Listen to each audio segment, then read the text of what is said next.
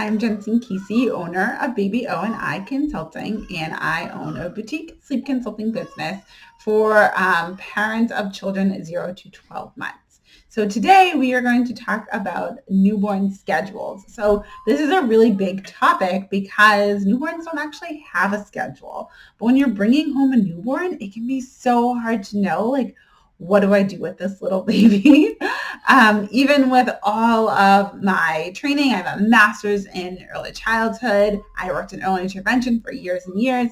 But when we brought my oldest home from the hospital, I stood in our kitchen with him sitting in the car seat, and I was at a loss. I literally had no idea how to start this new life. Like, I walked into my house after delivering this baby. I hadn't been there in a couple of days, and I just felt like, what do I even do? Like, what do I do with myself? So the first thing that I thought of was baby sleep in a bassinet. So I took him out of his car seat. I put him in his bassinet in our bedroom, and I sat there in the dark.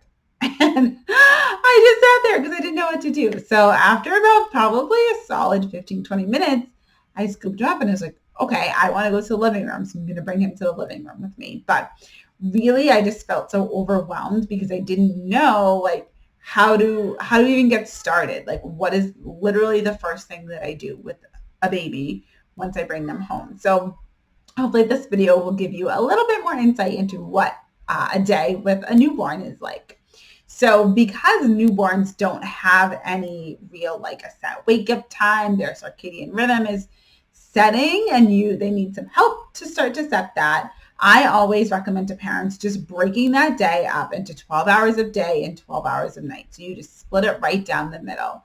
So newborns have a little bit of a later bedtime, somewhere between 8 and 10 p.m. So you're probably going to split your day into, like, it's going to be, let's say 9 p.m. is bedtime and 9 a.m. is right about wake up time. So that way you just have like a hard stop. This is how I know that it is now officially morning and daytime. This is how I know that it is nighttime. It is dark.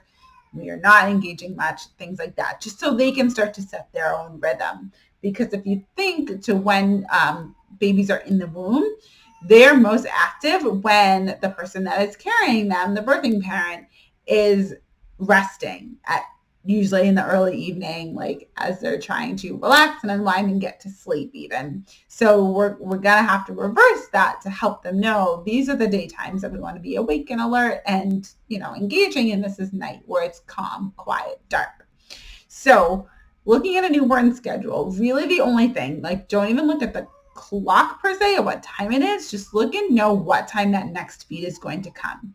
Newborns eat somewhere between every 2 and 3 hours, generally, like, depending on the baby and their waking and things like that. So I always like to cut the day into just 3-hour blocks. So that way I would always kind of know what was coming next, and I would have a general idea of what our day would look like in regards to the next, like, little bit. So I knew, okay, if I have to go grocery shopping, I am going to wait for him to wake up, feed him, then I have a chunk of sleep before that next feed comes. So I could kind of plan my day around when those 3-hour blocks came. So starting to think about those chunks, you want to follow an eat, play, sleep schedule. So when they first wake up in the morning, they're going to eat right away. Okay, it's right about 9 a.m. This is going to be like our morning feed. So I'm going to turn on the lights. I'm going to talk, engage, turn on some music, like, let it be morning. Then from there, okay, this is like a little bit of awake time. Newborns really don't have much awake time.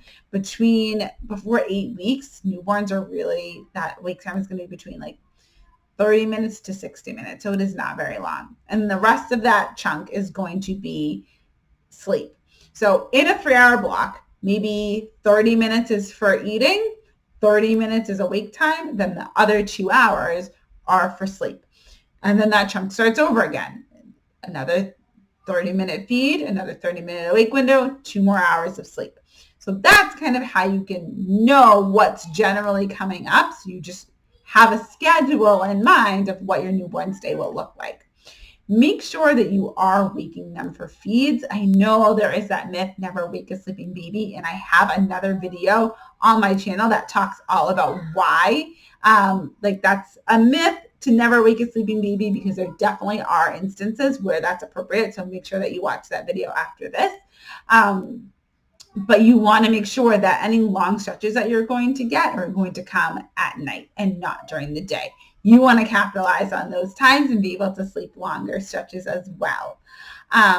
So if you have any other questions, make sure that you are watching all of my other newborn content on my YouTube channel. I do have a newborn group coaching that is coming up or will be available for purchase if you're watching this at a later date. So make sure that you hop over after you have watched my newborn content on my channel. Make sure that you hop on over and are getting subscribed to my email list that tell you about my newborn group coaching or my newborn course that is available. So any questions, pop them in the comments. Best of luck to you and congratulations on your new little bundle.